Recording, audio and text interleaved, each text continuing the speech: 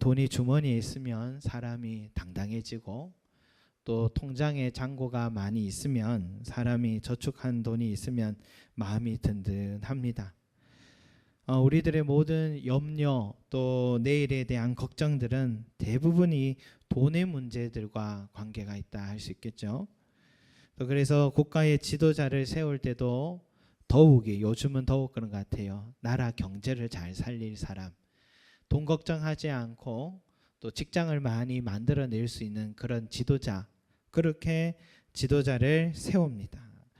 여러분, 가정을 세워가기 위해서도 얼마나 많은 돈들이 또 필요한지 우리는 또 체험하잖아요. 나라에서는 자식을 많이 낳으라고 얘기하지만, 그러나 뭐 그것으로는, 나라에서 좀 지원하는 그런 것으로는 많이 부족하잖아요. 자녀들을 교육하고 남들 부끄럽지 않게 키워야 된다고 부모님들은 얼마나 아낌없이 자녀들에게 쏟고 있습니까? 여러분, 이 모든 것들이 다 돈에 대한 걱정, 돈에 대한 또 필요 때문이다라고 할 수 있겠습니다. 요즘 최고 1등을 역사상 뭐 영화 기록을 세운 영화가 이 마블 시리즈 영화인데, 어벤져스라는 영화인데요. 근데 요즘은 저는 마블 영화가 이제 걱정이 좀 돼요. 왜냐하면 아이언맨이 죽었습니다. 아이언맨이 죽었는데, 여러분, 아이언맨이 우리 토니 스타크인데, 토니 스타크는 아버지가 이 국가의 무기 개발 사업가로서 아주 유명한 사업가였기 때문에 엄청난 부를 누린 사람입니다. 그 부를 물려받은 토니 스타크, 아이언맨인데, 그래서 그 사람 때문에 변변한 직장에 없던 히어로들이 숙식을 다 이 아이언맨 집에서 제공을 받습니다. 그리고 앞으로 이제 스파이더맨이 후계자가 될 것이라 하는데, 고모집에 얹혀 사는 스파이더맨이기 때문에 또 그럴 수 있는 입장이 될까 걱정이 됩니다. 그리고 영화나 드라마를 봐도요, 이 가난한 착한 여자 주인공이 있습니다. 그런데 그런 사람이 왜 그래 복이 많은지, 재벌 남자, 또 전문 의사나 변호사, 이런 사람들이 늘 가까이, 또 여러 사람이 함께 그 사람을 좋아합니다. 복이 많은 거죠.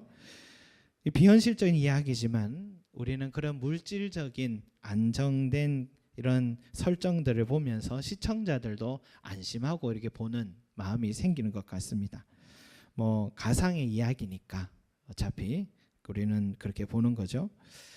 요즘 그러나 결혼 적령기 남자의 53%가 여자 배우자를 고를 때 찾는 조건으로 경제력을 본다라고 그렇게 말하고 있습니다. 과거에 비해서 참 많이 달라진 그런 양상이라 할 수 있겠죠. 저는 결혼할 때 그런 거 보지 않고 결혼했습니다. 그걸 보지 않고 했는데, 지금 생각해 보니까 저희 사모가 더 큰 결심을 한 것 같더라고요. 그만큼 여러분, 우리가 살아가면서 이 세상에서 돈이란 것은 생명과 같이 참 소중한 것이다 라는 것을 인정하지 않을 수 없습니다. 그런데 오늘 예수님은 우리에게요, 너희를 위하여 보물을, 돈을 땅에 쌓아두지 마라 라고 말씀합니다. 여러분, 땅에 쌓아둬야 되지, 그게 내 삶을 지켜주는 것인데, 통장에 잔고가 넉넉하게 있어야지, 또 위험한 상황인 때는 부동산도 있고 해야지 내 마음이 든든하고 내일 무슨 일어날지 몰라도 늘 대비가 되는 것인데, 예수님은 우리에게 이 돈을 땅에 쌓아두지 말라라고 말씀합니다. 돈에 대해서 초연하라는 말씀 같습니다. 인생에서 돈이 가장 중요한 게 아니라고 지금 말씀하신 것 같습니다.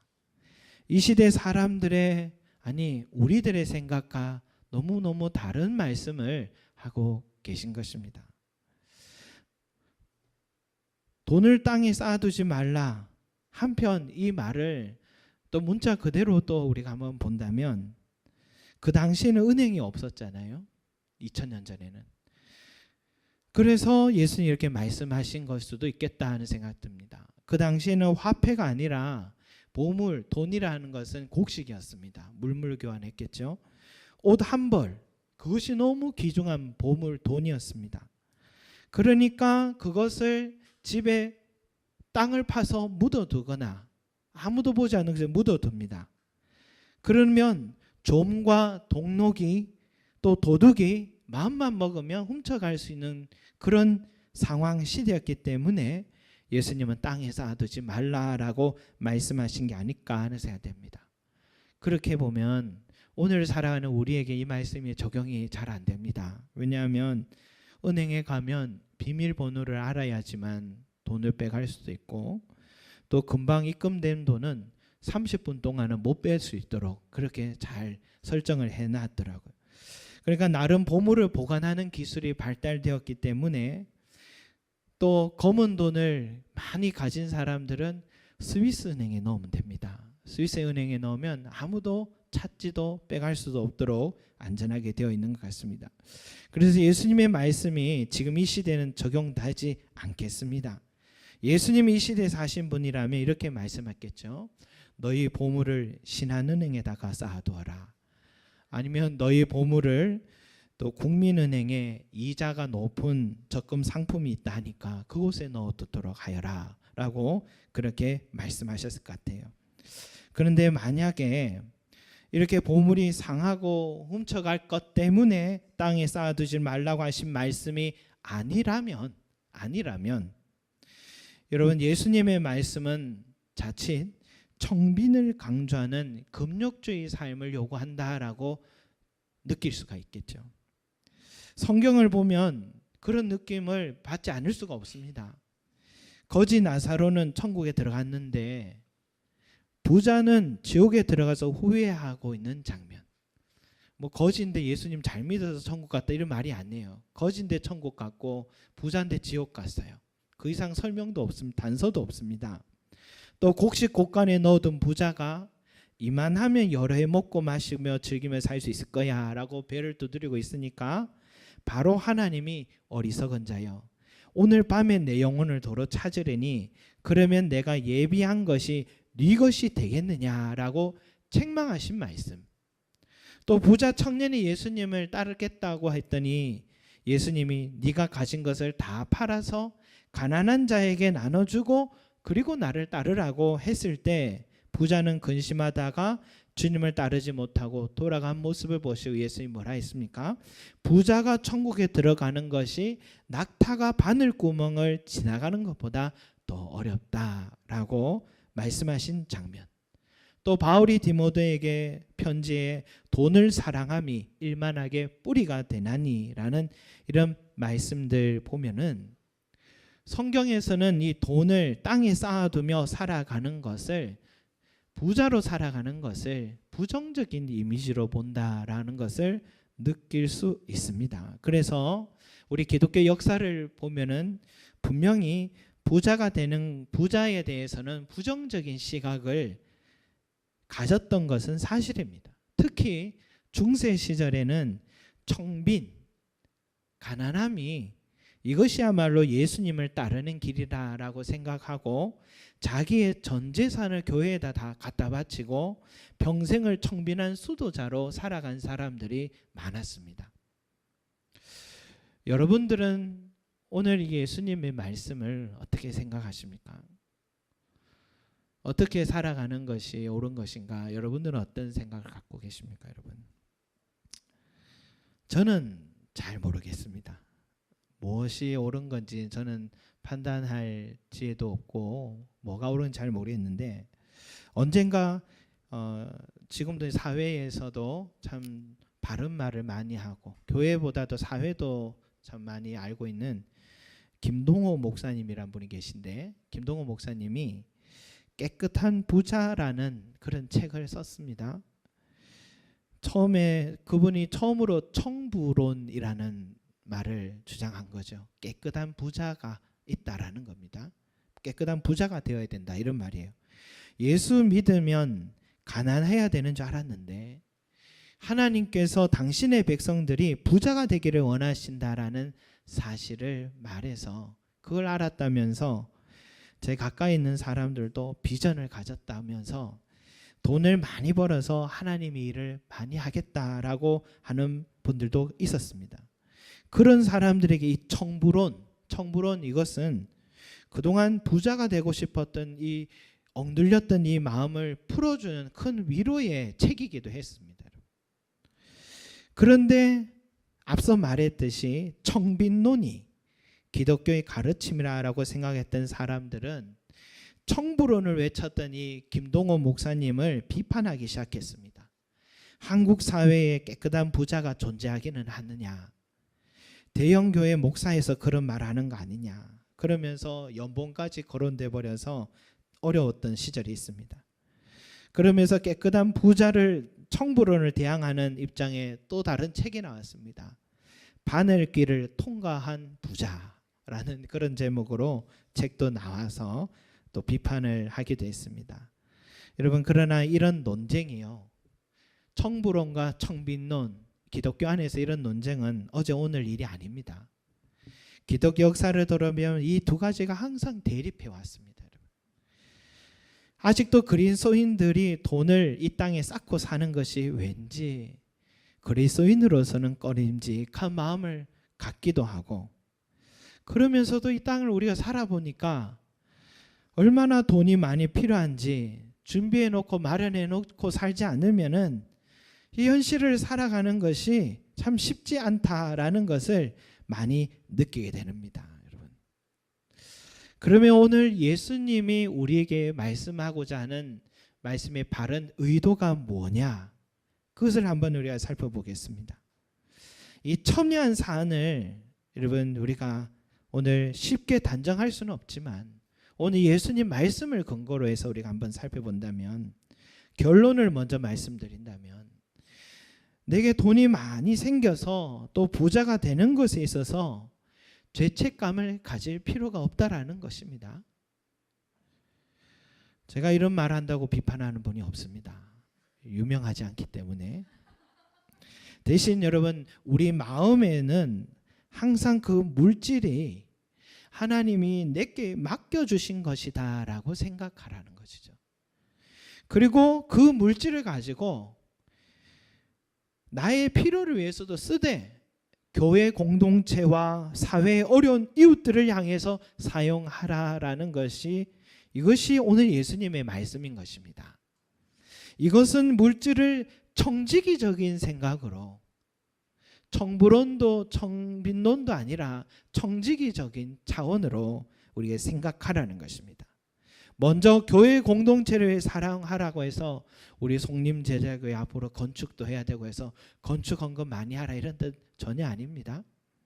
교회라는 것은 우리 교회만 우리 교회가 아니라 하나님의 복음이 전파되는, 하나님의 이름이 모여있는 모든 곳이 다 그곳이 교회입니다.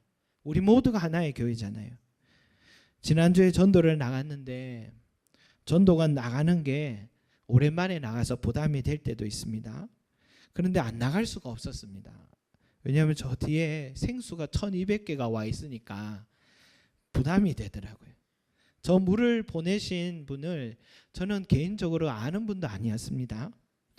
그런데 우연히 연결이 되어서 그분의 이야기를 들어보니까 1년에 10여 개 이상의 교회를 택해서 자기의 사비로 매해 2회씩 6개월에 한 번씩, 여름에는 목이 마르니까 지나가는 사람들이 생수를 좋아한다고 생수를 보내고, 또 후반에 추워질 때면 건빵을 또 보내서 그렇게 전도를 하라고 도와주시는 거예요. 거창에 사고 계신데 평생 일반 직장 생활하다가 지금 은퇴를 하셨습니다. 나름 직장 생활하던 친구들이 다 은퇴를 이제 해외 여행도 가자 그러고 얘기를 하는데도 자기는 그게 재미가 없답니다. 재미가 없어서 이렇게 교회들에게 1-20만 원씩 지원하면 별 큰 돈 아니지만, 그러나 이것을 이렇게 전도 물품으로 해서 보내면은 그것이 1000개도 되고 또 1200개도 되고 이래 해서 교회들마다 복음을 전하는데 힘이 되지 않을까 하면서 매해마다 그렇게 보내시는 분이 계세요. 그래서 전도를 안 할 수가 없는 겁니다, 여러분. 여러분, 그러나 우리는 또 한때는 이 돈을 가지고요, 복음 전파하고 개인의 영혼을 구원하는 것이 그리스도인의 물질관이었습니다. 물질은 그렇게 써야 된다고 배웠는데, 그러나 오늘 말씀을 보니까 또 다른 차원의 이야기를 하시는 거예요. 20절 말씀인데 20절 말씀 한번 읽어보겠습니다. 시작. 오직 너희를 위하여 보물을 하늘에 쌓아두라. 거기는 좀이나 동록이 해하지 못하며 도둑이 구멍을 뚫지도 못하고 도둑질도 못하느니라 라고 하셨습니다. 여러분 돈이란 존재는 만지고 보이는 물질인데 하늘에 쌓으라 했는데 하늘은 보이지도 않고 만질 수도 없는 그런 영적인 공간이잖아요. 그런데 이 물질을 어떻게 하늘에다가 쌓아 놓을 수 있겠습니까? 하늘에 쌓으면 다 떨어져 버릴 텐데, 그죠? 하늘에 쌓는다라는 말씀을 왜 예수님이 하셨을까? 어떻게 물질, 돈을 하늘에 쌓을 수 있을까? 그것에 대해서 예수님이 또 말씀하셨습니다. 마가복음 10장 한번 찾아보겠습니다. 마가복음 10장 21절 말씀 한번 찾아보겠습니다. 마가복음 10장 21절 말씀입니다. 마가복음 10장 21절. 마가복음, 막이라고 되어 있습니다. 마가복음 10장 21절 말씀입니다. 찾으신 줄 알고 함께 읽겠습니다. 시작. 예수께서 그를 보시고 사랑하사 이르시되 내게 아직도 한 가지 부족한 것이 있으니 가서 내게 있는 것을 다 팔아 가난한 자들에게 주라. 그리하면 하늘에서 보화가 내게 있으리라. 그리고 와서 나를 따르라 하시니. 아멘. 예수님이 그 부자 청년에게 하신 말씀인데요, 여기에 하늘의 보물을 쌓는 방법, 하늘에 우리의 물질 돈을 쌓는 방법을 가르쳐 주신 말씀이죠. 내게 있는 돈을 가난한 자들에게 줘라. 그러면 하늘의 보화가 쌓일 것이다. 여러분, 가난한 자들에게 사용하는 것이 하늘의 보물을 쌓는 것이다 라고 말씀하고 있습니다. 여러분, 천국에는 굴러다니는 게 보화고 보석인데 하늘의 보화를 쌓을 필요가 있겠습니까? 저는 잘 모르겠지만 분명한 것은 이 땅에서 내게 맡겨주신 이 물질을 가지고 가난한 이웃들에게 나눠주고 돌봐주는 것은 천국의 주인께서 절대로 잊지 않겠다라고 말씀하고 계신 겁니다. 우리가 이 세상 살아가는 시간은 길어도 100년입니다. 하지만 영원한 삶은 저 천국에서는 영원하게 우리가 사는 것이죠. 우리가 투자를 만약 해야 된다면은 여러분 어디다가 사용하는 게 좋겠습니까? 답이 분명히 나오죠. 우리나라의 지금 최고의 재벌이 지금 병상에 누워 있으니까 그 돈을 쓰지도 못하고 있잖아요. 이럴 줄 알았으면 건강할 때 정말 좋은 일 많이 하면 오히려 그것이 더 좋은 기억으로 남아서 아름다운 삶으로 기억될 텐데 참 안타깝죠. 그런데 그 사람뿐만이 아닙니다. 놀랍게도 많은 사람들이 땅에 쌓기만 하면 그것이 내 인생을 지켜준다라고 생각을 하고 살아가고 있습니다. 그것이 내 것이 될 거라고 생각하고 있습니다. 그런데 내 것이 아니고 어디에도 쌓아두지 못하고 만지지도 못하는 상황에 빠져버리고 많은 어리석음으로 후회하고 있습니다. 여러분, 정말 내가 갖고 있는 그 물질을 내 것으로 만들고 싶다면 우리는 영원한 나라에다가 투자할 필요가 있습니다. 그것은 내게 맡겨주신 그 돈을 가지고요, 교회 공동체와 가난한 자들을 위해서 사용하는 삶, 이것이 하나님의 오늘 주님이 우리에게 바라는 삶인 것입니다. 그런데 하루아침에 내가 이런 삶을 살겠다고 되는 게 아닙니다. 이게 쉽게 되는 게 아닙니다. 그래서 오늘 예수님이 21절 말씀에 이런 말씀하잖아요. 내 보물이 있는 그곳에 내 마음도 있느니라. 맞는 말씀이에요. 마음이 가면 몸이 그리로 갑니다. 그리고 돈도 아낌없이 쓰게 돼 있는 게 마음입니다, 여러분. 자식들 키워보면서 느끼지만 자식 가르치는 데 있어서 부모는 돈을 생각하지 않습니다. 필요를 생각을 하게 되는 거죠. 그래서 아낌없이 돈을 쓰는 것입니다. 나를 위해 옷 한 벌 한번 제대로 생각하지 못하고 쓰지 못해도 자식이 옷이 없으면 바로 아끼지 않고 사는 것이 부모의 마음입니다. 왜 그럴까요? 사랑하기 때문입니다. 자식에 대한 마음으로 가득하기 때문입니다. 마음이 있는 곳에 물질도 그대로 가기 마련인 겁니다. 계산하지 않습니다. 거기서는. 마찬가지로 여러분, 우리 마음을 이 땅이 아니라 영원한 나라를 바라보게 되면, 내 뜻이 아니라 하나님의 뜻을 먼저 생각하게 되면, 내 인생의 목적이 좋은 집, 좋은 차, 여유 있는 노년의 삶보다는 한 영혼을 주님께로 인도하는 것이 된다면, 우리가 가진 이 돈의 사용처는 조금씩 그 수정해서 가서 달라지게 될 것입니다. 여러분, 목회자로 있으면 가끔은 그럴 때도 있습니다. 목사님, 이 돈을 선한 데 사용해 주십시오 하고 그렇게 요청하실 때가 있습니다. 그러면 그 돈이 무섭습니다. 왜냐하면 어디가 선한 데인지를 모를 때가 있잖아요. 그러면 하나님, 이 돈이 필요한 사람이 누굴까요? 필요한 곳이 어디일까요? 하고 이렇게 기도를 하게 됩니다. 저는 모르기 때문에요. 그래서 꼭 필요한 사람이 생각나면 그때 그 물질이 흘러가도록 이렇게 보낼 때가 있습니다, 여러분. 그리고 마음에 들어온 사람들을 그렇게 위해서 그래 하게 되는데, 여러분, 그렇게 해야지만이 그 물질을 드린 사람에게 복이 되고, 또 그렇게 해야 그 물질이 필요한 사람에 흘러가서 그 사람의 복이 되고, 이게 다 하나님의 계획이기 때문에 우리는 그 하나님의 계획에 쓰임 받기 때문에 복이 되는 것입니다. 이게 청직인 것 같아요. 성도 여러분, 우리 자신이 청직이라는 사실을 잊지 마시기 바랍니다. 가지고 있는 그 돈 하나님이 내게 맡겨주신 것입니다. 많을 수도 있고 적을 수도 있습니다. 그런데 이상하게 내가 나를 위해서만 쓰고 싶은 대로 한번 써보면은 행복할 줄 알았는데 또 기쁘지도 않습니다. 돈 많은 사람들 보면은 너무 기쁨이 없는지 자꾸 이상한 것도 맡고 그러잖아요. 그런데 하나님이 원하시는데 여러분, 우리가 한번 써보면 내 마음에 기쁨이 넘칩니다. 록펠러라는 사람이 33세에 백만장자가 됐답니다. 또 43세에는 미국 최대의 부자가 되었답니다. 제 나이입니다, 여러분. 53세 때는 세계 최고의 부자가 됐답니다.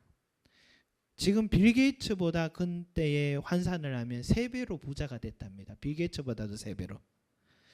그런데 행복하지가 않았답니다. 55세에 불치병이 찾아와서 이제는 1년 이상 살지 못한다고 의사 선생님을 통해 사형 선고를 받게 됐습니다.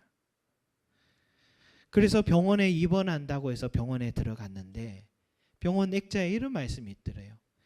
주는 자가 받는 자보다 복이 있다. 그 말씀을 봤는데 갑자기 가슴이 뭉클하더랍니다. 그래서 병원에 누워 있는데 바깥에서 어느 한 소년이 입원을 하고 수술을 해야 되는데 그 어머니에게 그 자식을 위해서 그 병원비를 지원할 돈이 없어서 어머니의 다급함과 병원의 사람들과 실랑이를 벌이려는 소리를 듣고 이 록펠러가 그때에 비서를 불러서 조용하게 아무 일도 말하지 말고 저 아이를 위한 모든 병원비 수술비까지 다 지원해 주라고 그렇게 했답니다. 그렇게 지원을 하고 아이가 건강하게 태어나는 과정까지 병원에 있으면서 그걸 지켜볼 때에 이 사람이 바로 그때에 그 이야기를 자서전에 이렇게 기록했답니다. 저는 살면서 이렇게 행복한 삶이 있는지 몰랐습니다. 저는 살면서 이렇게 행복한 삶이 있는지 몰랐습니다. 전에는 모으면 싸우면 행복한 줄 알았는데 그 돈을 쓰면서 이렇게 행복한지 몰랐다고 그렇게 생각하고, 그때부터요 교회 공동체를 위해서 아마 셀 수 없는 교회들을 세워줬어요. 또 병원들도 많이 세워졌고, 의학적으로 의료 지원들을 위해서 많이 또 지원해줬고, 또 미국의 유명한 또 그 세계에서 제일 많이 노벨상을 또 수상했던 시카고 대학도 록펠러 씨가 세웠답니다. 그 대학뿐만이 아니랍니다. 많은 의료, 교육, 교회들을 위해서 남은 세월을 그 돈을 썼는데 1년밖에 살지 못했던 록펠러가 98세까지 살았답니다. 40년 이상을 정말, 지금도 맨하탄의 시에 록펠러 센터가 있다는데 맨하탄 시의 모든 수도세를 이 재단에서 다 내준답니다. 그만큼 많은 지금 록펠러 5세가 그걸 물려받아서 그 사업을 하고 있다는데, 여러분 잠언 말씀에 흩어 구제하여도 더욱 부하게 되는 일이 있나니 과도히 아껴도 가난하게 될 뿐이라. 여러분, 나누면 나눌수록 하나님은 그 사람에게 더 많은 것들을 맡기시는 일들이 많습니다. 그런데 자꾸 움켜잡고 나를 위해서 살려고 하면 움켜잡으면 잡을수록 놓치고 마는 것이 이 돈의 신비함인 것 같습니다. 여러분, 역설이죠. 성도 여러분, 바울은 이런 말씀했습니다. 어떠한 형편이든지 나는 자족하기를 배웠노니 나는 비천에 처할 줄도 알고 풍부에 처할 줄도 알아. 모든 일 곧 배부름과 배고픔과 풍부와 궁핍에도 처할 줄 아는 일체의 비결을 배웠노라 라고 했습니다. 여러분, 이 일체의 비결을 우리 모두가 배우시기 바랍니다. 부자로 살 때도 누리시고 가난해져도 그때에도 실망하지 말고 소망을 잃지 마시기 바랍니다. 내 삶이 풍부할 때도 있고 비천의 상황에 내려갈 때도 있습니다. 여러분, 부유할 수도 가난할 수도 있는 거예요. 두 가지는 내가 선택하고 결정할 수 있는 상황은 아닙니다. 다 노력하는데요, 노력해도 잘 될 수도 있고 못 될 수도 있습니다. 열심히 노력하는 무조건 부자가 되는 것도 아닙니다. 또 누구든지 가난을 택하고 싶은 사람도 없는 것입니다. 중요한 것은 내가 처한 그 상황에 늘 감사하고 만족할 줄 아는 마음을 가지시길 바랍니다. 돈이 쌓인다고 해서 자만하지도 말고 돈이 부족하다고 해서 비굴할 필요도 없습니다. 내게 능력 주시는 자 안에서 내가 모든 것을 할 수 있느니라. 아멘. 여러분, 그 말씀처럼 그저 우리는 주님이 내 삶을 늘 함께 해주셔서 일용할 양식을 공급해 주시고 있기 때문에 그것으로도 우리는 감사하고 만족하며 살아가야 될 줄로 믿습니다. 늘 빠듯한데요, 이러다가 죽을 것 같아요. 그러지만 그런 사람이 더 안 죽습니다. 죽지도 않습니다. 여러분, 그런 사람이 더 오래 삽니다. 하나님이 죽게 내버려 두지도 않습니다. 두 눈 부릅뜨고 내 삶을 지켜보시는 우리 하나님이 계신데 죽기는 왜 죽습니까? 내 입술에서 원망의 말도 걷어내시고 불평의 말도 걷어내시고 바울과 같이 날마다 기뻐하시고 감사하는 삶을 살아가시 바랍니다. 그러나 여러분, 잊지 마십시오. 내 삶에 많거나 적거나 부하거나 가난하거나 지혜로운 사람들은 누구나 자기의 미래를 준비한다는 사실입니다. 많으면 많은 대로 저축하고 적으면 적게라도 조금씩 저축하는 사람이 지혜로운 사람이잖아요. 우리 부모님들 다 그래 살아오셔서 우리들이 이렇게 혜택을 누리고 있잖아요. 마찬가지입니다. 내 마음이 항상 하나님의 나라에 저축하는 삶이 되시기 바랍니다. 하늘 나라에 투자하시기 바랍니다. 돈이 많은 사람이라면 많이 나누시고 돈이 적은 사람은 적더라도 하나님의 나라에 투자하시고 심으시기 바랍니다.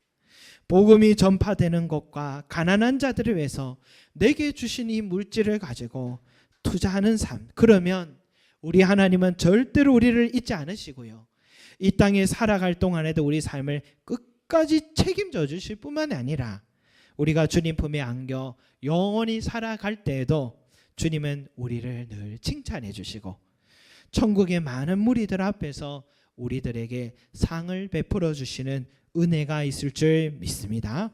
여러분, 많고 적음의 문제가 아니라 내 마음의 문제라는 사실, 우리의 마음이 어디를 향하고 있느냐, 어디를 준비하고 살아가느냐, 여기에 있음을 주님의 이 중요한 지적 앞에 겸손히 순종하시는 저와 여러분이 되시기를 소망합니다. 아멘.